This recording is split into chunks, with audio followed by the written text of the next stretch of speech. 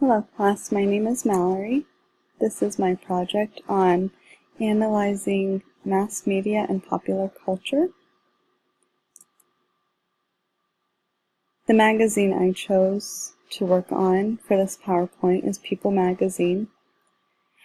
My personal experience with this magazine is I've always remembered it, and sometimes I pick one up if it's something I'm curious about with the celebrities. Most of the time I just kind of skim through it at the grocery store in line, and always when I get my hair done, that's when I take the time to actually look at it, look at the advertisements, and read the stories that are throughout the magazines.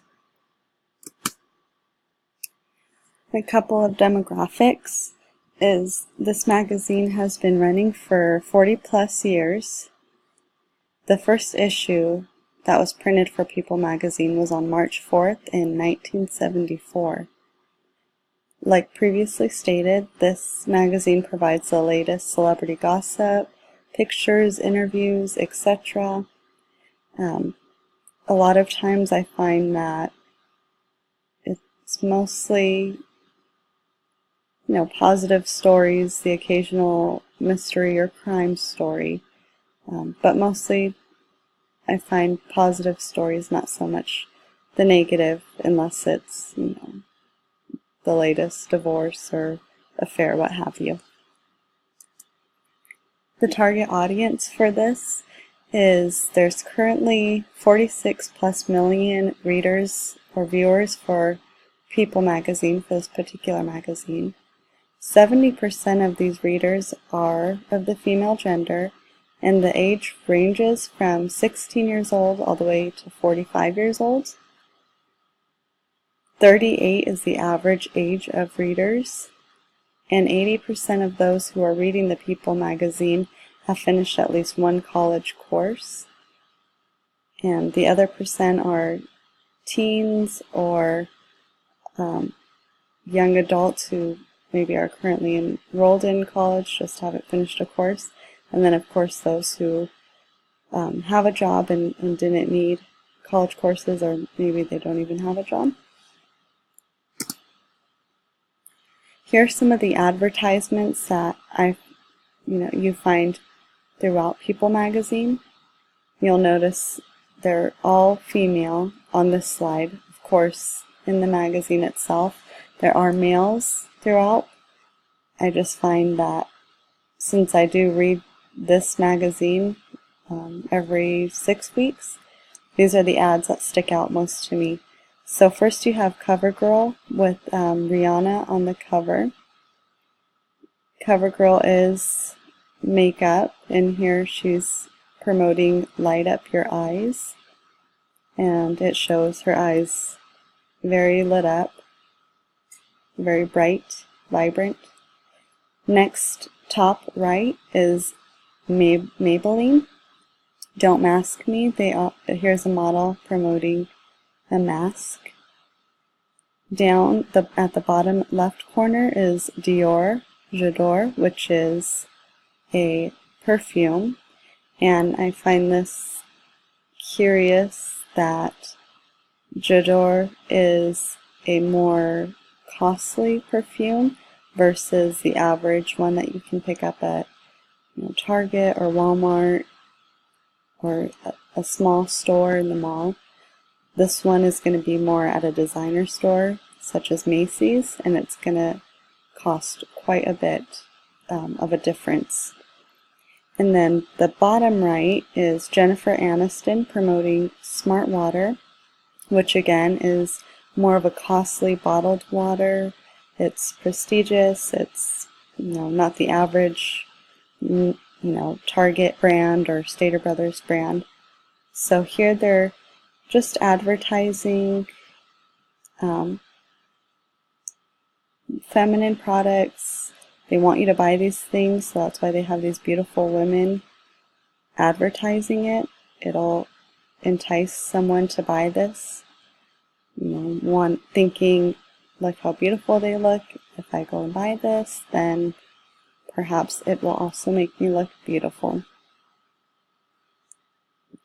Although the brand CoverGirl and Maybelline, they are reasonably priced, and you can find those at Target and Walmart, and even I've seen them at Stater Brothers, my grocery store, this brand.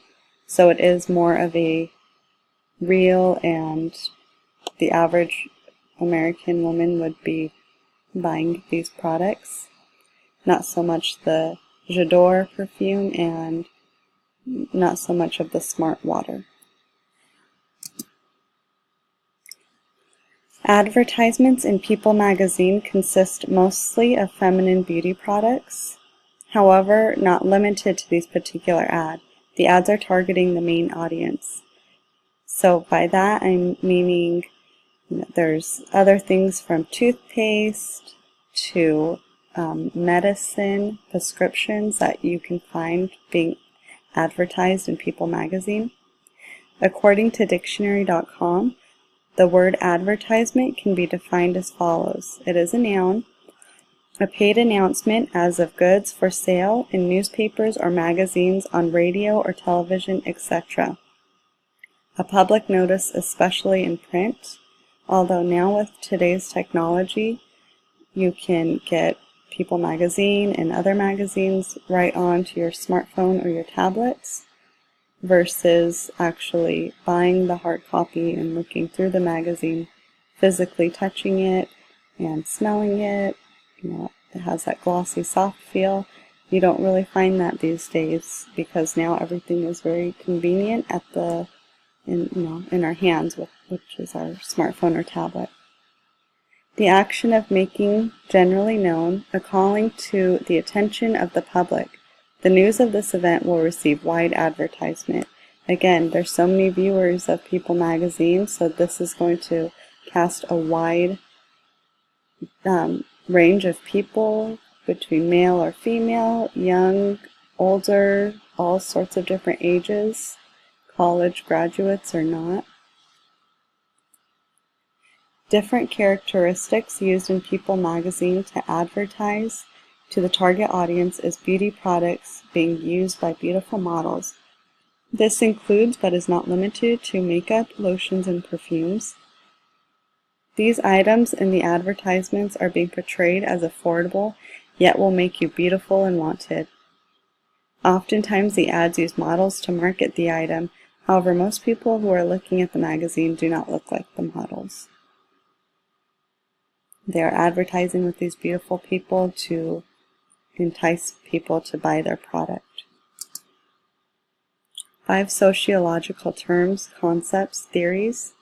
Nature versus nurture debate. The ongoing discussion of the respective roles of genetics and socialization in determining individual behaviors and traits. Example of this is a strong influences by buying products from reading a magazine and seeing the same ads. So, especially, a young girl, even an older woman, men, if they see something that is in style by the stars, they're going to go out and buy it, they're going to wear it, their friends and family are going to see it, they're going to want to wear it as well.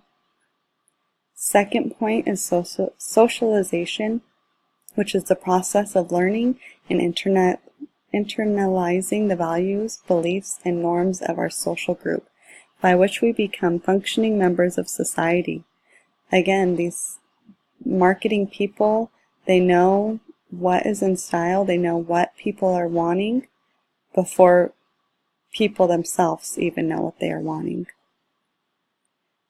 The third point is self, the individual's conscious, reflexive experience of a personal identity separate and distinct from others. Although the ads in a magazine give us insight on what to purchase, this may be different from friends and family members. Although myself and my best friend are similar in many ways, different stars, celebrities, different ads affect us differently. Something that I might find is cute in an ad or pretty, I'm going to want to go out and buy it. Well, chances are she might not think it's that cute and she might not buy it, and vice versa. The fourth point is resocialization. which is the process of replacing previously learned norms and values with new ones as a part of a transition in life. The styles in life are always changing, and the ads know this, so they're going to always constantly be ahead of us. They know what the latest fad is going to be, what people are going to be wanting. Even Starbucks, they quickly come out with these cool drinks like the unicorn drink because it's in style, and it goes away as soon as it comes into the market. The last point is status, a position in social hierarchy that carries a particular set of expectations. If one of the famous celebrities is wearing something or has a purse, somebody's going to go out and buy that same purse so that way they can carry themselves, especially if they're part of a social group that is wealthy or some sort of country, a club. Then they're going to want to fit in. There's expectations of the others, and they're going to want to fill those expectations personally for themselves and also to impress others around them. Thank you for listening and watching my PowerPoint. Have a great week.